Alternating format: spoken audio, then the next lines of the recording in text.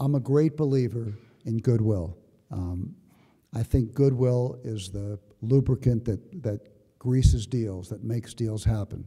And there are times in the world that I live in, I deal with the same people over and over again. I deal with same owners on a repeat basis. And you have to develop a certain rapport in that kind of an environment. This isn't like negotiating a treaty with the Iranians for nuclear proliferation, where you do it one time and you don't have to go back, maybe never see them again. You could be as unpleasant as you want, as obstreperous as you want. You may never have to see them again. In my world, and I suspect in your worlds, you deal with the same clients over and over again, and how you manipulate through the various deals that you have to make, it's got to be based in goodwill to make it work in the future. And so I developed an expression, it's a long horse race. And I tell my clients, it doesn't matter where you are at the quarter pole, doesn't matter where you are at the halfway pole, doesn't matter where you are down the stretch.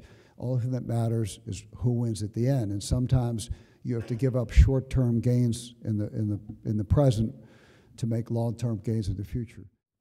When Michael Jordan was a rookie, the very first deal I ever made for him was with Nike for Air Jordan. And I can remember like it was yesterday, sitting down in Chapel Hill with him and his parents, and he said, explain to me how we're going to do this deal.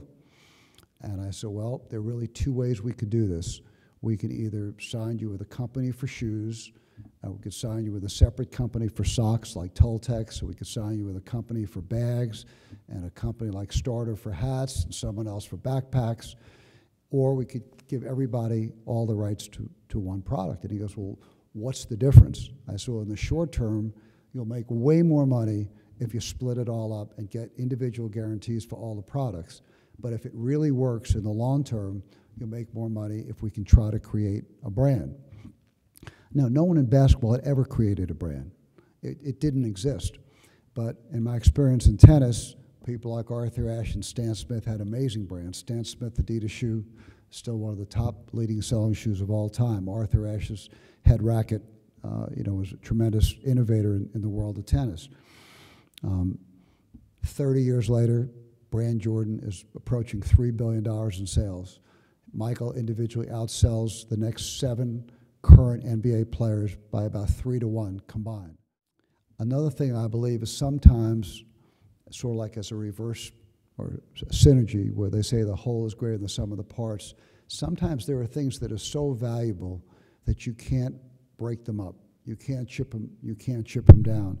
I call it the Hope Diamond theory. It's like someone says, okay, the Hope Diamond is 800 carats.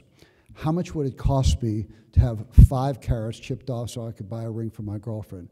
And the answer is you can't chip off the Hope Diamond because it's worth something as the Hope Diamond, and it's worth almost nothing if you chip it off. And sometimes when you're discussing mergers or acquisitions or roll-ups, sometimes it's really hard to understand what the value of things when they're integrated versus the value of things when they're fragmented. We made a deal with Electronic Arts to do Michael's very first video game. It's called Jordan versus Bird 1-on-1, and it was on a handheld Game Boy, which is probably 17 generations of game consoles from what we have today. A couple years go by, and I got a call from a basketball player who had played at Rutgers named Bobby Lloyd. He's one of the great free throw shooters of all time. Jim Valvano's college roommate. And he's working for a Japanese company called Data East. And he said to me, we'd like to come talk to you about signing Michael Jordan.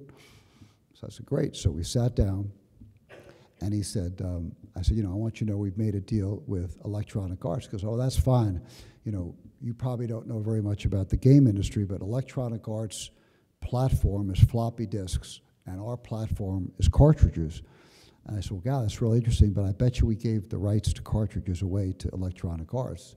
And he said, David, nobody would be dumb enough to give a floppy company cartridge rights. You just would never do that. And I knew we had done it instinctively.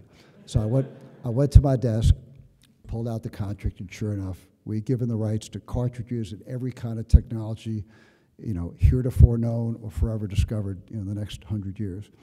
And he said to me, like really frustrated, I was willing to pay you a lot of money. Why on earth would you give the cartridge rights away for Michael Jordan to a company that doesn't even make cartridges? And I said, Bobby, probably it was a dumb move, but like to me, Michael's audience is young kids who are going to buy games, 8 to 14. They're going to walk into Toys R Us or Kmart or Walmart and say, what's Michael's shoe? And they're going to say, Nike. What's Michael's drink? Coca-Cola or Gatorade. What's Michael's fast food? McDonald's. What's Michael's game company? And they say, wait a minute, do you mean floppy, cartridge, or something else? They don't know the differentiation of all those things. They just know that his brand is Electronic Arts. If you want to buy a game, you got to buy the game under the Electronic Arts umbrella. If you want to buy anything in apparel, shoes, belts, hats, golf shoes, golf clubs, brand Jordan. I'm a nut about branding. I think we all stand for something. We stand for many different things. In my own company, Fame, I learned in my late 20s that I wanted to represent high-end players. I wanted to be Neiman Marcus. Now, most people say, God, David, that's a really dumb decision. The number one retailer in America is Walmart. But I didn't want to be Walmart. I wanted to be Neiman Marcus. I wanted to have fewer clients at the very high end that had a similar brand association. I want to represent the Jordans and the Ewings and the Dominique Wilkins and the Stocktons and the Tom McMillans and the Elton brands. That's where I wanted to be in the market. That's what I wanted my company to stand for. And many years down the road, I was very gratified when we sold our business, and we had 40 clients. We sold our business for $200 million. The guy that bought my business, Bob Silliman, then gave me a war chest to buy other agencies. We bought 14 agencies. We bought 2 agencies that had 240 clients that were considered the best in the business for $30 million apiece. And I said, wow, this is like buying Walmart. I'm glad that we weren't Walmart, that we were Neiman Marcus.